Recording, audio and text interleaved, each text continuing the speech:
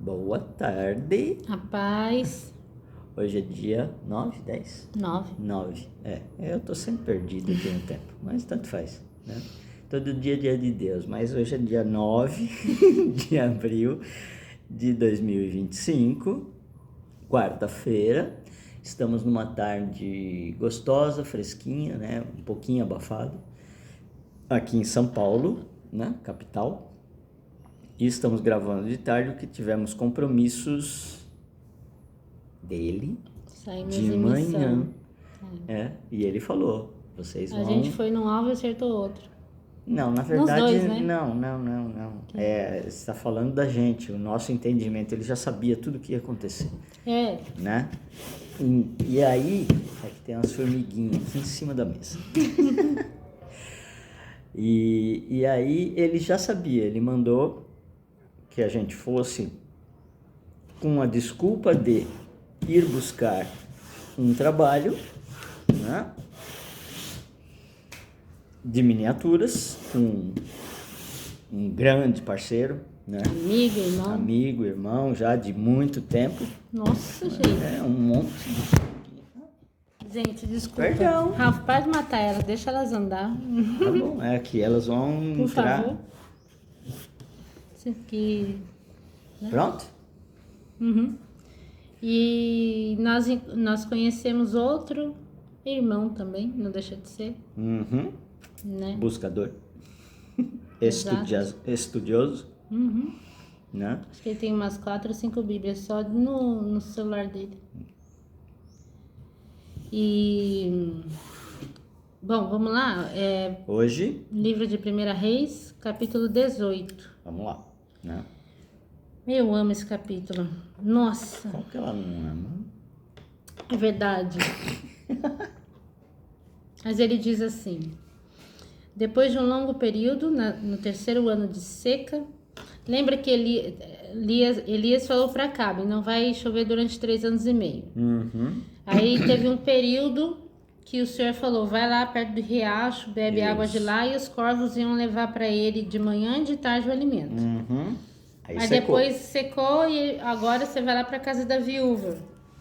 Aí foi para casa da viúva, teve abundância, teve milagre, né? Encheu as botijas dela e ela também precisava ter mais de Deus, né? Porque ela se culpava muito e aí, assim, receber um homem de Deus na casa dela, né? Além dos milagres necessários para o alimento, ela também teve ali a ressuscitação do filho dela, né? Mas, continuação. Então, depois de um longo período, no terceiro ano de seca, a palavra do Senhor veio a Elias. Vá apresentar-se ao rei Acabe, pois enviarei chuva sobre a terra outra vez. Então, já estava acabando ali o negócio. E Elias foi apresentar-se a Acabe.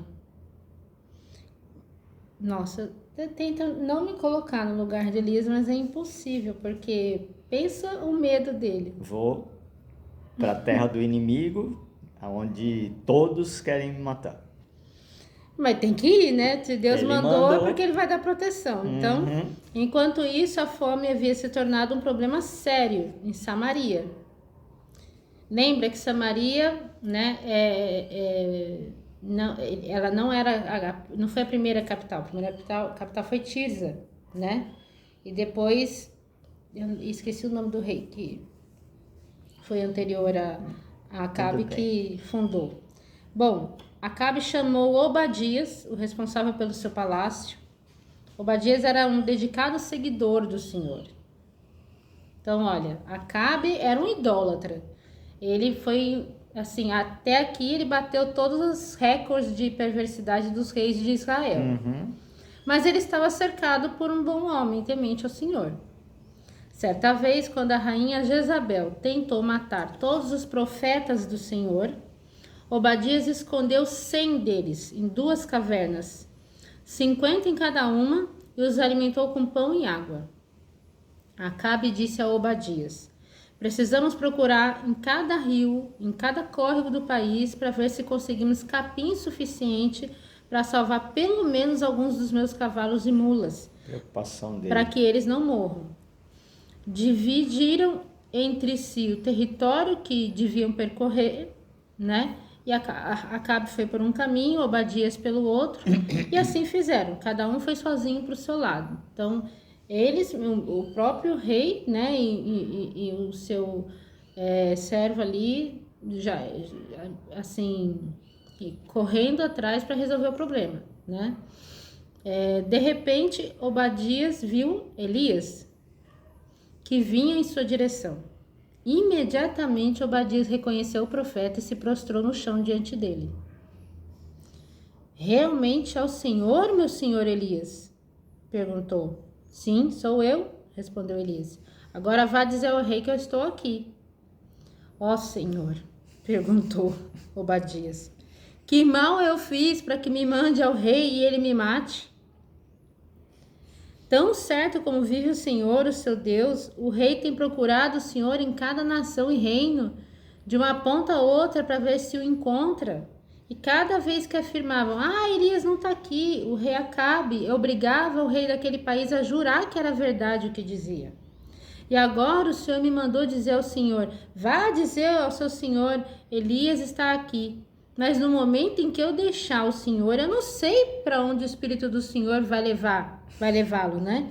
E quando Acabe vier e não o encontrar, ele vai me matar. No entanto, toda a minha vida eu tenho sido seu servo e tenho adorado o Senhor. Ninguém contou ao Senhor a respeito do que fiz quando Jezabel tentava matar os profetas de Deus? Eu escondi 100 deles em 2 cavernas, alimentei todos com pão e água.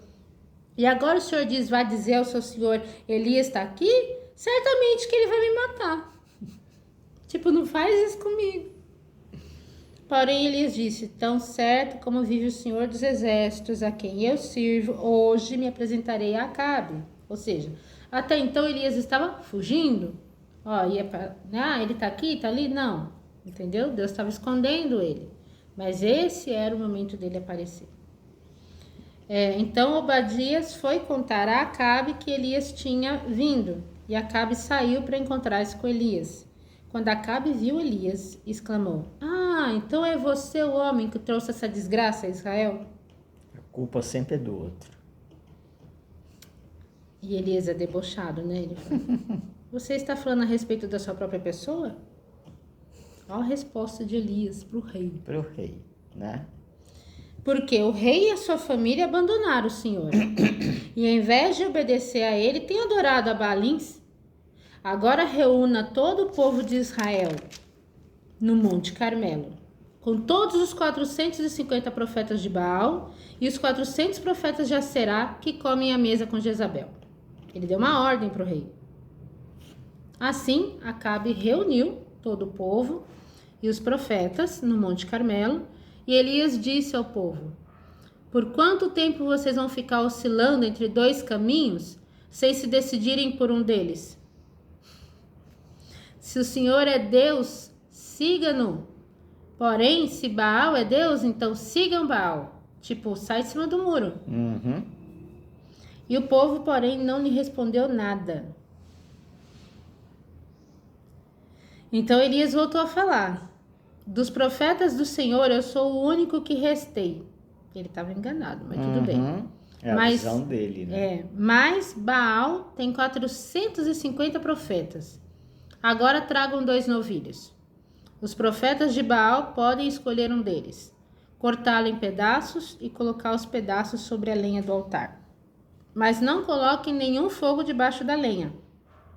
Eu também prepararei o outro novilho e o colocarei sobre o altar do Senhor, e também não acenderei fogo debaixo dele. Então, invoquemos seu Deus, e eu invocarei o nome do Senhor. Invoquem, né? O Deus que responder enviando fogo para acender a lenha é o verdadeiro Deus. Todo o povo concordou em fazer essa prova. É uma prova impossível, né? Que está fora da visão e do entendimento mental, né? Depois Elias disse aos profetas de Baal, primeiro vocês, porque são em maior número, escolham um dos novilhos, preparem um animal, invoquem o nome do Deus de vocês, mas não ponham nenhum fogo debaixo da lenha. né? Assim, eles prepararam um dos novilhos e o colocaram sobre o altar. E clamaram a Baal toda a manhã, gritando: ó Baal, responda-nos. Porém, não houve nenhuma resposta. Depois eles começaram a dançar ao redor do altar, mas ninguém respondeu. Lá pelo meio-dia, Elias começou a caçoar deles. Vocês precisam gritar mais alto, dizia, para chamar a atenção do seu Deus. Talvez eles estejam falando com alguém ou ocupados. Ou talvez eles tenham saído de viagem. Talvez ele esteja dormindo, tenha que ser acordado. Gente, então eles gritaram mais alto e, como era costume, cortavam-se com facas e espadas até que o sangue escorria. Eles soltaram gritos a tarde toda até a hora do sacrifício da tarde, porém não houve resposta e não se ouvia nenhuma voz, ninguém atendia. Então Elias chamou o povo. Aproximem-se. E eles se aglomeraram ao redor dele enquanto consertava o altar do Senhor que havia sido derrubado. Ele pegou 12 pedras, uma pedra para cada uma das tribos dos descendentes de Jacó, a quem o Senhor tinha dito: Israel será o seu nome. Ele usou as pedras para reconstruir o altar do Senhor, depois cavou um rego ao redor do altar. Era uma valeta tão grande que dava para semear 2 medidas de semente. Empilhou a lenha sobre o altar, cortou o novilho em pedaços e colocou os pedaços sobre a lenha. Encham de água 4 vasilhas grandes, disse Elias, e despejem a água sobre o novilho e sobre a lenha. Depois que fizeram isso, ele disse: façam isso novamente. E eles fizeram. Agora façam isso mais uma vez. E eles fizeram pela 3ª vez. A água escorria do altar e encheu a valeta. Na hora costumeira, para oferecer o sacrifício da tarde, o profeta Elias se pôs em pé à frente do altar e orou. Ó Senhor, Deus de Abraão, de Isaque e de Israel, prove hoje que o Senhor é o Deus de Israel e que eu sou seu servo. Prove que fiz tudo isso por sua ordem.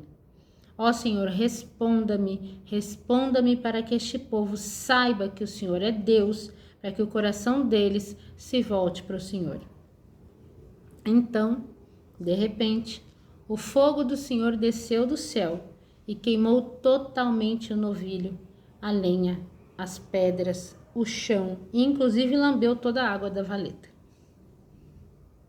Quando o povo viu isso, todos caíram com o rosto no chão, gritando: o Senhor é Deus, o Senhor é Deus.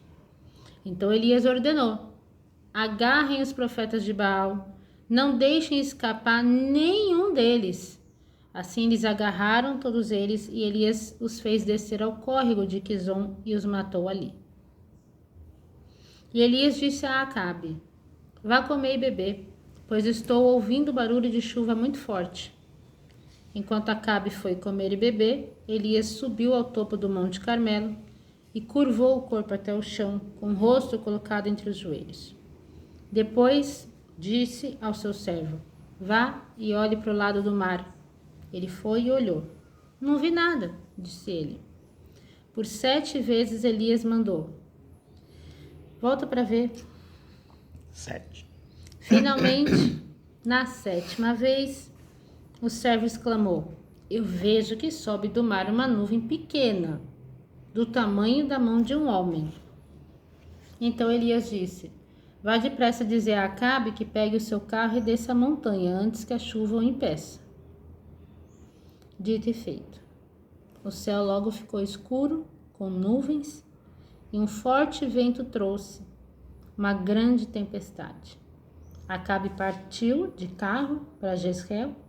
O poder do Senhor veio sobre Elias e ele apertou o cinto e correu à frente do carro de Acabe até a entrada da cidade de Jezreel. Eu vou precisar ler o 19 também. Quando Acabe contou a Jezabel o que Elias tinha feito e que ele tinha matado os profetas de Baal à espada, ela mandou um mensageiro com este recado a Elias: Que os deuses me castiguem com todo rigor se amanhã a esta hora eu não fizer com a sua vida o que você fez com a deles. Pensa, Elias tinha acabado de vencer uma guerra gigantesca em nome de Deus. Pela força do Senhor que fez o fogo descer do céu. E não é muito difícil ver isso acontecer, de um profeta, um homem do Senhor, ao final de uma guerra, muito cansado, ter o comportamento que Elias vai ter agora, né? Então Elias teve medo e fugiu para salvar a sua vida. Ele foi para Berseba, uma cidade de Judá, e deixou ali o seu servo. Depois ele foi sozinho para o deserto, caminhando o dia todo, e sentou debaixo de uma moita de zimbro. Ali orou e ele pediu a morte. Ele falou: já basta, Senhor, tira a minha vida. Eu tenho de morrer algum dia, e bem que pode ser agora, pois eu não sou melhor do que meus pais. Então deitou-se debaixo da moita de zimbro e dormiu. Enquanto dormia, um anjo o tocou e disse: levante-se e coma. Elias olhou em redor e viu um pão que estava assando sobre pedras quentes e um jarro de água. Ele comeu, bebeu e deitou-se outra vez. E uma vez eu ouvi uma mensagem que me ajudou muito, que é: tem hora que você só está cansado. Aí, descansa. Deus cuida de você. Ele vai te dar o que comer, o que beber, onde dormir. Só isso que você precisa. Você não precisa ser forte o tempo todo, mesmo sendo um super servo de Deus como Elias. E o anjo do Senhor voltou depois e tocou novamente, dizendo: levante-se e coma, porque você tem uma longa caminhada pela frente. Então ele se levantou, comeu e bebeu. O alimento lhe deu força suficiente para viajar 40 dias e 40 noites no deserto, gente.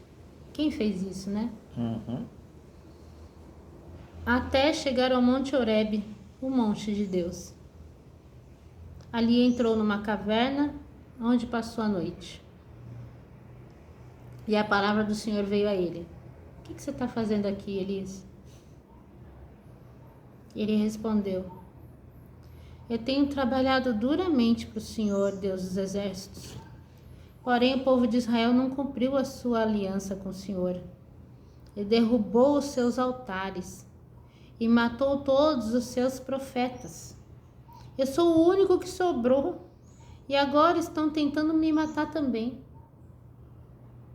Aí o Senhor vira para ele e fala: saia e ponha-se no monte diante de mim, pois o Senhor vai, porque eu vou passar, né? Diante do Senhor, pois o Senhor vai passar. O Senhor disse a ele. Enquanto Elias estava ali, o Senhor passou. Um vento de tempestade atingiu a montanha. Era um vento tão forte que as pedras saíam do lugar diante do Senhor. Porém, o Senhor não estava no vento. Depois do vento, houve um terremoto. Mas o Senhor não estava no terremoto. Lembra que quando Moisés subiu ao monte também teve um terremoto. E depois do terremoto veio um fogo, mas o Senhor não estava no fogo. Depois do fogo ouviu-se um som de brisa suave. Quando Elias ouviu o som, cobriu o rosto com seu manto, saiu e ficou na entrada da caverna. E uma voz lhe perguntou: por que você está aqui, Elias? O Senhor sempre pergunta coisas que ele já sabe a resposta, né? Mas como quem diz: olha tudo o que aconteceu, filho. O vento, o terremoto, olha o que fizeram com você, com os meus outros filhos, mas eu estou na brisa suave. Para você, eu estou na brisa suave. Não precisa ter medo. Eu estou com você. E de novo Elias respondeu: eu tenho trabalhado duramente para o Senhor, Deus dos exércitos, porém o povo de Israel não cumpriu o seu trato com o Senhor. E derrubou os seus altares e matou todos os seus profetas. Eu sou o único que sobrou e agora estão tentando me matar também. Então o Senhor disse a ele: volte pela estrada do deserto para Damasco. Falei dela hoje. De novo, Damasco. Né? E quando chega lá, derrame óleo sobre a cabeça de Azael, para que ele seja rei da Síria. Depois, derrame óleo sobre a cabeça de Jeú, filho de Ninsi, para que ele seja rei de Israel. E derrame óleo sobre a cabeça de Eliseu, filho de Safate, de Abel-Meolá, para que ele tome o seu lugar como meu profeta. Como quem diz, eu vou te dar férias, vai? Qualquer um que escapar da espada de Azael será morto por Jeú. E os que escaparem de Jeú serão mortos por Eliseu. E fique sabendo que conservei 7.000 homens em Israel que nunca se curvaram diante de Baal, nem beijaram esse Deus. Você não está sozinho. Só 7.000. Só que nem sempre Deus precisa revelar os seus. Eles não ficam à mostra. Só na hora que ele quer. Então Elias saiu de lá e encontrou Eliseu, filho de Safate. Ele estava arando um campo com 12 parelhas de bois. Não era pouca coisa isso aqui. Elias o alcançou e atirou sua capa sobre os ombros de Eliseu. Eliseu entendeu o recado, né? Ele deixou os bois ali, correu atrás de Elias dizendo: primeiro me deixa beijar o meu pai, despedir-me da minha mãe, depois eu vou com você, né? Aí Elias respondeu: vá e depois volte, mas lembre-se do que eu fiz a você. Então Eliseu voltou aos seus bois, matou os 2 bois que eram seus, usou a madeira do arado e do jugo para fazer fogo e assar a carne. Ou seja, matou tudo que ele tinha para não ter volta, né? Distribuiu a carne aos outros trabalhadores e ao povo que estava lá e todos comeram. Depois se aprontou e foi com Elias como ajudante dele. Então assim, quando um homem de Deus te traz uma missão, né? É bom aceitar. E você sabe que tem um caminho. Nem sempre você volta.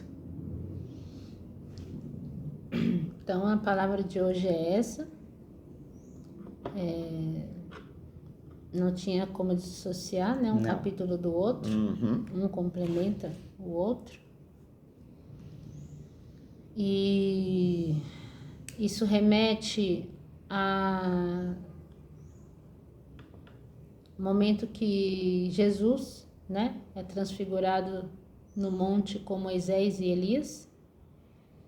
Não é à toa que Elias tem essa experiência do monte, assim como teve Moisés. Que tanto Moisés quanto Elias quanto Jesus passaram 40 dias no deserto, né? Eles têm o número 40 também. Sendo forjados. Claro que Jesus não tem nem comparação, né? Agora, então assim, isso aqui é Velho Testamento, estou aqui no capítulo 18 e 19 de 1 Reis. Depois, quando a gente vai lá para os Evangelhos, tem a transfiguração. Quando a gente vai lá para o Apocalipse, tem Apocalipse capítulo 11, as 2 testemunhas. Moisés e Elias de novo. São eles necessariamente? Não. Podem ser 2 testemunhas pela força deles. Assim como Jesus disse. Né? Elias vinha aprontar o caminho antes de mim. Era João Batista. Mas em verdade vos digo, Elias já veio. Estava com João. João Batista. E em Malaquias 4 fala que, né, Elias voltaria de novo para preparar o caminho da volta de Cristo. Não veio para batizá-lo e depois na volta também. Então, por isso que eu gosto tanto dessa palavra. Porque ela aponta para os dias que estamos vivendo agora, né? E para que quem tem ouvidos ouça. É isso. Por mais que você seja entendido e estudado, vou dar o próprio exemplo de um fariseu muito estudioso como Paulo. Paulo não, Saulo, antes de ser Paulo. E de novo, Damasco. Por que será que tem tanto a ver esse caminho para Damasco? Vou deixar a reflexão para vocês, até porque o Pai não relata tudo claramente, até porque, de novo, repetindo, nós não temos todo o entendimento necessário para a grandeza daquilo que ele faz nessa obra gigante que chama-se humanidade. E ainda que tenham tentado distorcer a Bíblia, tirar manuscritos disso, daquilo e tal, ou forjar, ou fazer alguns outros, né? A essência da palavra dele sempre será mantida pelas revelações dele. Por isso eu bato na tecla: vai ler a Bíblia, ore primeiro, leia na presença do autor, senão ela não vai passar de um livro histórico e manipulado. Tá? Claro que não é isso, se fosse assim não teria muita utilidade. Porém, quando nós lemos na presença do Senhor, ela é alimento para as nossas almas e é fogo transformador. Certo? Então, fiquem com Deus e até logo mais. Amém. Amém.